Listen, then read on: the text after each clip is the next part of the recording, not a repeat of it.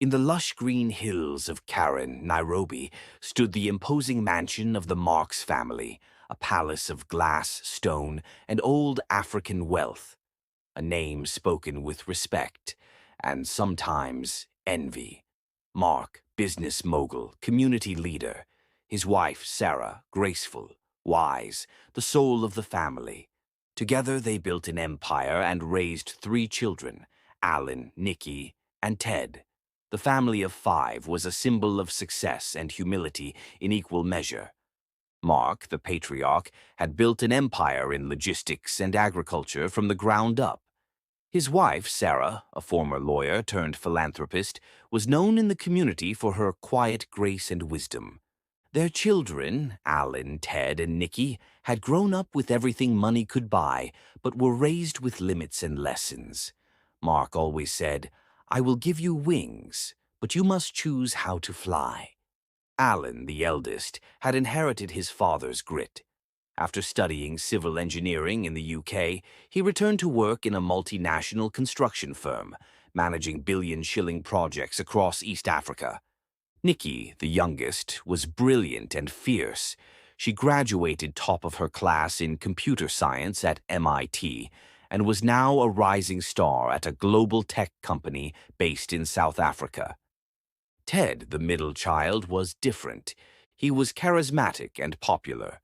But in school, he fell into the wrong crowd, flashy, rebellious kids who lived for parties and shortcuts. He graduated from university barely scraping through. Mark, ever the hopeful father, brought him into one of his companies as a financial manager, giving him a chance to prove himself. But Ted had other plans. It began small. A few thousand shillings here, a doctored invoice there.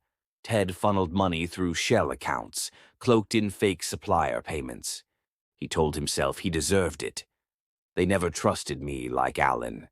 Never celebrated me like Nikki. This is mine.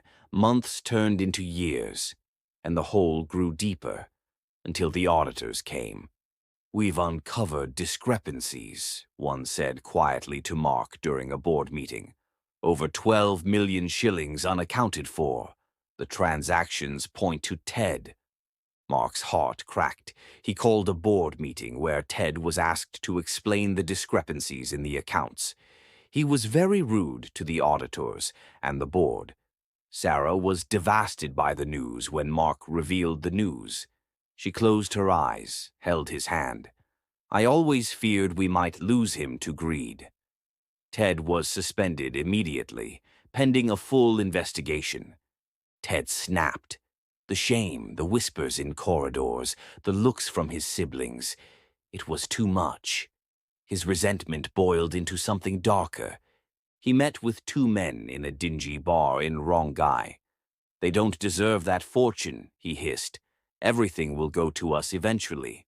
Why not now?" The plan was to stage a robbery gone wrong at his parents' weekend estate in Naivasha. He gave them some money to go and kill his parents. But what Ted didn't count on was his parents' kindness. 2 days later, news broke. Prominent business couple, Mark and Sarah, found dead after robbery. The bodies were burnt beyond recognition. Ted sat frozen in his apartment. His hands shook, not with guilt, but shock.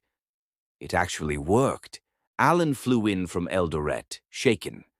Nikki arrived from Johannesburg in tears. A closed casket funeral was arranged, but there were no bodies.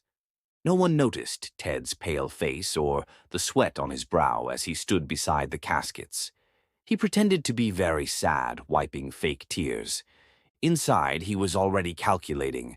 "I'll take over Dad's position on the board. Once things settle, the will, the inheritance, it's mine." After the funeral, Ted occupied his father's office and seemed very excited about being his own boss and the inheritance. He continued with his reckless lifestyle, but he did not know what awaited him. 2 weeks later, the Marks mansion was quiet. Ted had just returned from a meeting with the family lawyer. He poured himself a glass of whiskey and walked into his father's old study. Then he froze. Sitting calmly behind the mahogany desk was Mark, and beside him, Sarah. Ted stumbled back, his drink crashing to the floor. You're dead. I saw the—" Mark's eyes were heavy with disappointment. Sarah spoke, her voice cold. "We gave you everything. And you chose betrayal." Ted walked out shouting, "It was a mistake. I didn't mean to—" "No, Ted," Mark said, his voice like steel. "You meant every bit of it." Ted was taken to the police station by Alan, Nicky, and two plainclothes officers.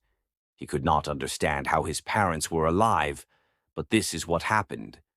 The two men Ted hired to kill his parents, Ben and Tito, had once been workers at one of Mark's community farms. Years ago, when Ben's wife fell ill, it was Sarah who paid her hospital bills. When Tito's son needed school fees, it was Mark who covered them without blinking. They couldn't do it. Instead, they went straight to the authorities. And a plan was hatched. Mark and Sarah were told by local authorities to fly out of the country as the investigations were going on to ascertain that it was their son Ted who had planned to kill them. Mark and Sarah were very devastated by the news and flew to Mauritius. They could not believe their son could do that. They came back after the fake funeral to Ted's surprise. Ted was convicted of attempted murder, conspiracy, and embezzlement. The family chose not to press for the harshest sentence, but he was disinherited and banned from all company affairs. Mark and Sarah slowly returned to public life, their survival hailed as a miracle. Nicky led a new cybersecurity wing at one of the family companies. Alan expanded the construction division across East Africa. As for Mark and Sarah, they rebuilt quietly, their trust bruised but not broken. Mark often said to Sarah in the evenings, "We raised our children to fly. Some flew high, and one flew straight into the storm. Thank you for watching. Like, share, comment, and subscribe.